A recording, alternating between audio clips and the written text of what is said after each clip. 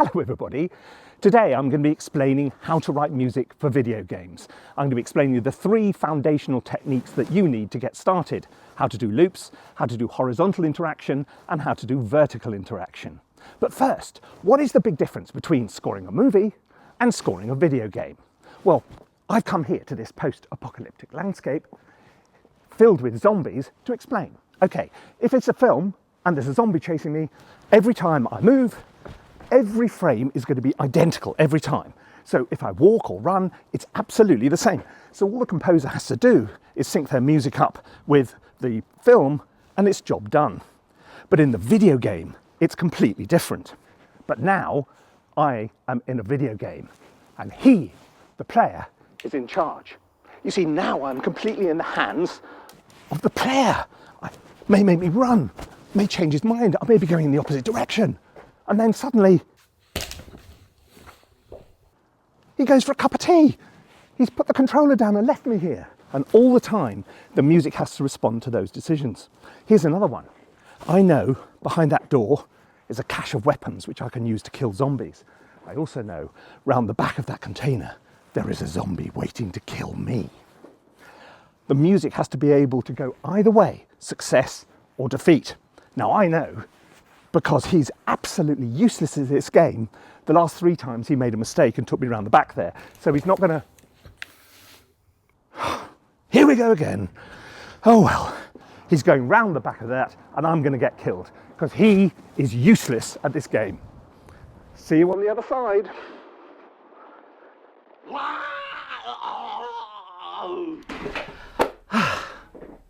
I am back. I am in one piece, reincarnated. Right. Now, let's tackle the challenges presented by that little piece of interactivity and explain how, as a composer for games, you would overcome them. First problem is the not knowing the length of time which the player is going to spend in any one place. I could have spent 20 seconds in that little kind of alley, or 20 minutes, or 20 days, or anything else.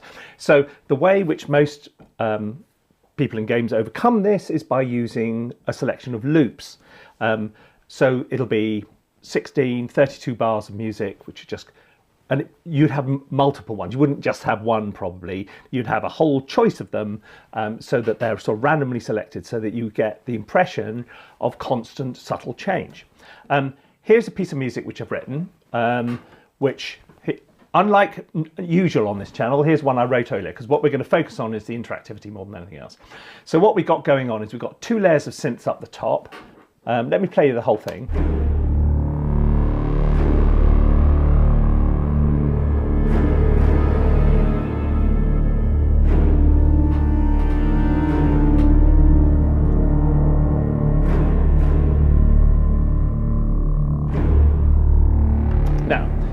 So you've got 2 layers of synths, Dune and Obsession, which are just playing basically a pedal. This is a very textural loop. There's almost nothing happening musically in there. There's no melodic movement. There's no harmony going on. It's just kind of texture. It's actually not. This is Symphobia's. Symphonia Pandora, which is a really interesting for sort of this kind of scary stuff. It's got loads of really cool stuff in there. And then we're using fractured strings to do those little kind of sounds, and we're using ashlight. So those are the layers we've got going on in here. Now, it looks fine when you're just doing it like that, but when you bounce it out to audio, as I have here, you get all kinds of problems. If you just bounce that loop like that, here we go, let's just solo this up so you can hear the recording. And listen what happens when it gets to the end, okay? Because it's going to loop back to the beginning again.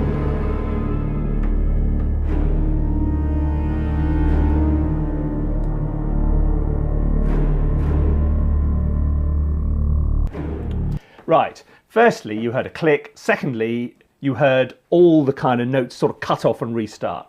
So there's 2 ways in which we're going to tackle this. The standard way of overcoming the notes being chopped off problem is this. You don't just record the loop, you record the tail as well. So in other words, rather than bouncing that to audio, we'll bounce another couple of bars. So you'll let all those notes die away, because what's happening is the notes you hear start there get cut off and you go back to the beginning, so it sounds completely unnatural. Then you take that, you chop off that, and you stick it at the front. So when it goes back to the front, you're hearing those notes decay and go back round. That will solve the discontinuity problem, but it won't solve the click. The click we'll have to deal with separately. Right. And the way most people deal with clicks is, let's go super big here. Okay, let's get it. Come on, you can do this. Oh no, sorry. Drag it down, that's better. Zoom in 2 ways. Firstly, let's turn the waveform up a bit so we can see. Okay, that's pretty good actually.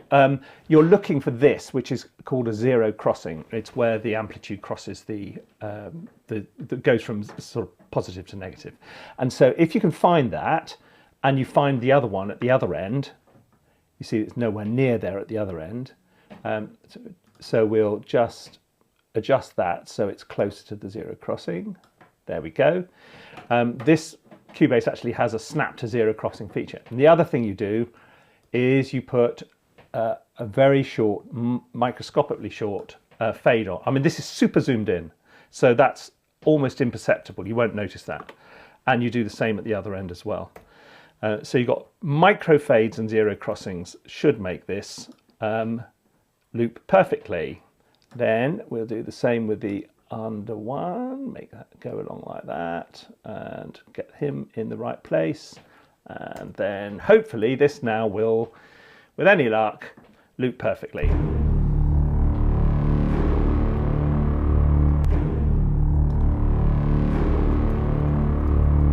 Hang on, that's better. Let's go to the end. There you go. So now it's now that sound. Have another listen to that, but you really can't hear. Just close your eyes and listen.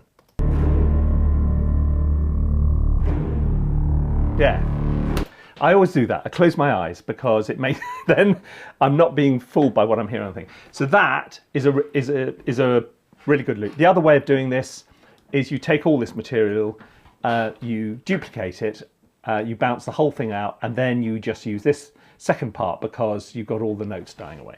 Okay, that solves one problem. But then what happens? Because either I go into the building and I find the weapons and everything's all right, or I go around the end of the container and I bump into the zombie and I get killed. This is where horizontal interactivity comes in. So what the music is programmed in such a way that once it reaches us, once the game player makes that choice and passes a certain point, it triggers the music to go one way or the other. So once I might walk around the corner towards the building to get the or enter the building to get the guns, it would then trigger a happy success sting. If I went the other way, it would then take me into a battle. Okay, so this is branching essentially. Now, on the face of it, it sounds really straightforward, but then if you imagine in a really complicated big game, you've got all these containers with loads of loops in, you know, lots and lots of loops, and then you branch to you can end up with, you know, something the size of a sort of map of a city essentially, with all these kind of different options and things like that. So it becomes really quite sophisticated. What happens when I go around the corner and find the guns? Okay, so we need something which continues in a similar vein to where I was before, so it's going to join up, and the way I'm going to do that is I'm going to use these the synth parts which we had before. So I'm keeping the same drone going, but just putting a little kind of, and this is this is success in the context of a killer zombie event. So in other words, it's not like Mr. Super Happy, it's just slightly less scary. So,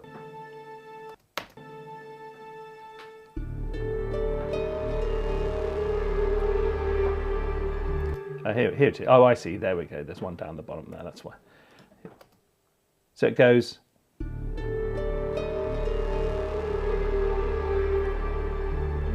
So there, if we now do use the audio one, which is down here, here we go, look.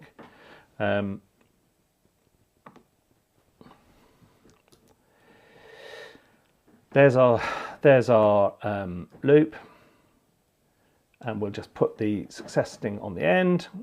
So we go from suspense to success sting, and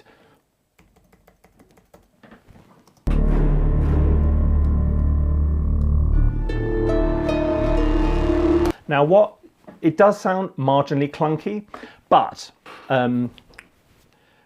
you're normally able to program a transition between one piece and another, because although the games are programmed into game engines, things like Unity and Unreal, and you can implement your music directly into Unity and Unreal, particularly Unreal's got a really good system called Blueprint, most people use what's called middleware, and this is a piece of software, common ones being called WWise and Fmod, which sit in between you, the composer, or the sound designer, and the game engine. So you don't have to get your hands dirty getting into the code and all the rest of it, because what you're looking for is a trigger inside the game when I walk through a particular door or something.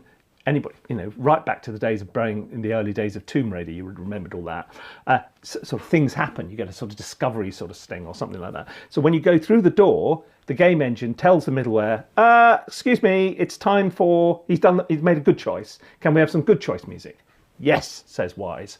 So what it'll do is it will allow you a short crossfade from one to another, like that, and that you got to match the level, so so the incoming's a bit louder.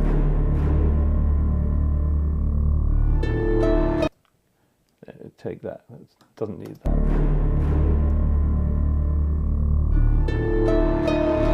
There you go. And that's me going into the building and finding good stuff. Okay, but I could have made a different decision, and indeed, as the player would have decided maybe this man is not going to get the success sting. Maybe he's going to go into battle. At which point that brings us into the next thing, which is vertical interactivity. So instead of branching into a success sting, we're going to branch into a battle sequence. How are we going to do this battle?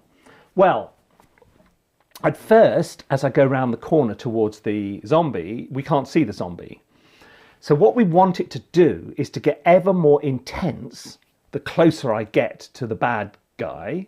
And when we're actually in the battle, as my health starts to go down, the game engine tells WWise, not looking good.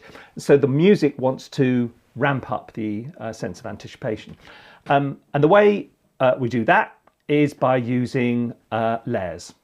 So I have, shall I play you the kind of whole thing in all its glory, first of all, with all the layers in, and then we can pull it apart and I'll show you what we're going to do. So here we go. Let's just mute some stuff off. Yes, okay. So, right, let's see if this works.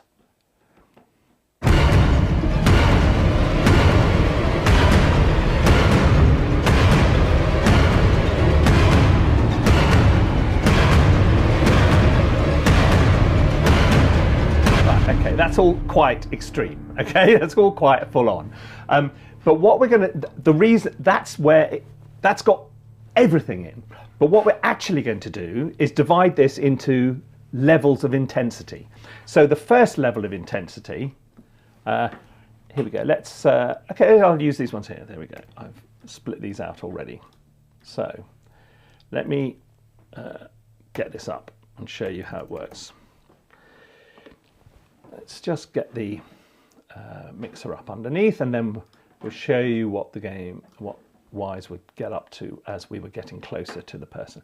So what we've got, okay, attack level 1, 2, 3, and 4. So let's start with just attack level 1. So when I come off that suspense loop, we go into this.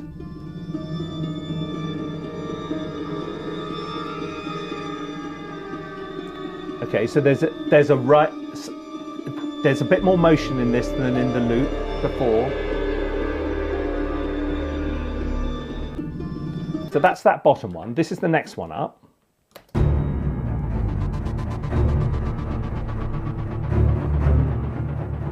Then there's this one, which is the third level up. And finally, there's the most intense, level 4. Right, so, but what we're going to do is we're going to start with level 1. I'm walking around. I'm getting closer to the zombie. As I get closer, we fade in the second one.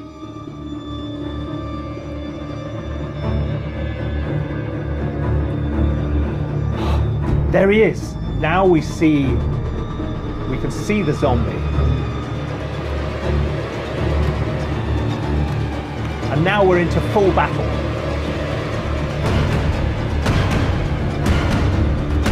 I'm losing.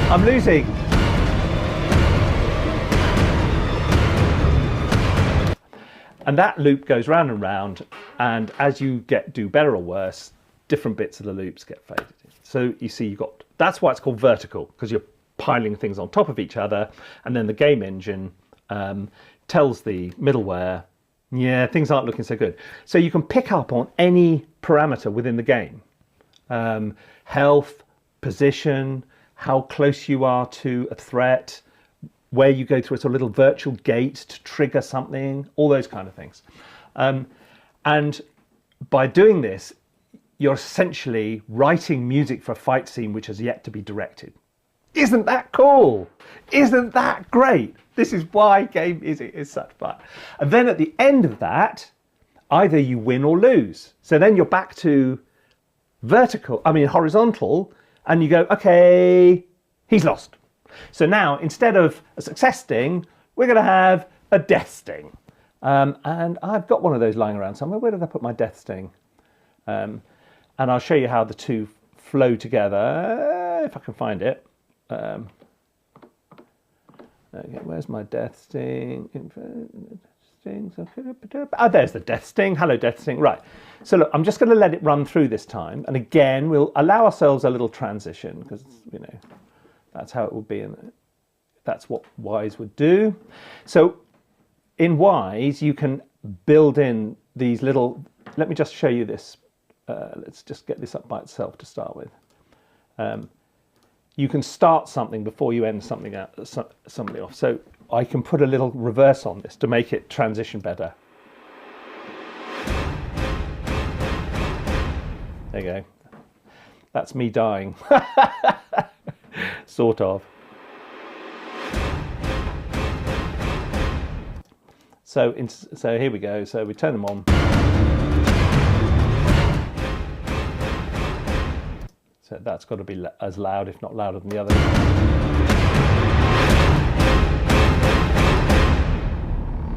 There you go. Game over. So that's the vertical bit. Then you go back to a horizontal bit and put the sting on the end, and job done. Now, that is a lightning tour of how writing music for games works. This is not my main world at all. I have done some games, but I'm mainly film and television guy. So what I've done is I sort of it's like explaining the rules of chess, but I am not a grandmaster. You know, you go and people like Sarah Saka, Will Roger, Jason Graves. These are the grandmasters of game music, because it's not, you know, this is just the very beginning. This is just skimming the surface. As you can probably imagine, the enormous potential there is in this for complexity, but also, you know, the challenge for a game composer is very much the same in some respects as the challenge for a film composer. It's trying to write a piece of music which totally manages to nail and encapsulate in a really original and distinctive way the spirit of the game. So this is the sort of grammar and syntax, and once you speak the language, it's fine. The real challenge remains, how can I take this whole thing forward? How can I make this game, you know, unique, and make my sound, make the whole engagement with the player so engaging? It's so absolutely essential. Do you see what I mean? I mean, so these things are sort of technical things which you get your head around and learn, but you know, within loops, there's lots to know about. You know, the sort of level of volume and density at the beginning of the loop has to be the same as where you end compositionally at the end, because you can't have something which goes and then, because it's never going to loop back to the beginning, because it's like volume 8 here and volume 3 here. So you've got to kind of write something which goes like that. And also, you've got to take account of how quickly will we transition out of this loop. Is this one which we're going to be able to leave at a beat's notice, a bar's notice? Because that makes a difference to how you put. So people who do this a lot, like my friend Stephen Basted, hello Stephen, can tell you all about the real subtlety and complexity of it. Anyway, look, I hope you found this useful. If this has intrigued you, we do 2 master's courses, a number of master's courses, one for composing for video game, one for sound design for video game, which is all about storytelling in games using this kind of interactivity. And it's an absolutely fascinating world. And if I was reincarnated, I'd start from scratch as a games composer, absolutely no question, because it is so interesting and so challenging, and there is so much potential. Look, I hope you found this useful and interesting, and I'll see you again very soon. Cheerio.